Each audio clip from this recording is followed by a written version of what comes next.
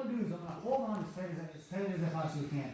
The other move works because my hands separated. This, I'm gonna keep my hands together. Now, if I feel like my hands are starting to separate, I'm not gonna do this move.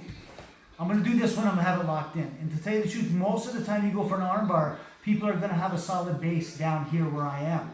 So when they go back to pull on the arm, go back and pull on the arm, see how their momentum and their weight is going backwards? I'm gonna take advantage of that. Or I can create the same opportunity by bridging and by rolling, coming up onto my side. So, holding, I got a really good grip. I could be here, I could be here. However it is, I've gotten this arm bent. So what I'm gonna do is give me a little bit of tension. I'm gonna bring my legs up. I'm gonna come down. I'm gonna roll down to my side. I'm gonna come up. This position. So go ahead, armbar. From this position, what I want to do is I want to have this arm here, and this arm is going to be pulling up, stopping it from coming through.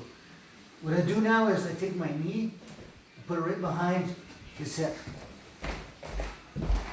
okay, to prevent him from pushing me back down to the ground. If I don't have this base here, he could rock me back down to the ground from here, and now I got to start again. All right, so this works good here. I'm coming through, pulling up, straight on my base, and I want to push the knees right into his face. Put this knee down. Now he tries to go back and get the arm bar. He's sending his legs, but he's not pulling my arm. Pulling my arm. Trying to get the arm bar. Right? But I'm still not escaped yet, so I got to be careful. I'm going to keep my arms bent. This hand can go to the inside if the legs are apart, if there's loose legs here. But for the most part, I just got to keep this arm bent. I create a barrier. I grab my own bicep. This hand can come up here. What I do now, while I have him stacked, I want to stack as much as I can toward his head, and I'm slowly bring my elbow out to the position where now it's past his hips. Now all I have to do is grab this side, and I pass the guy. Yes.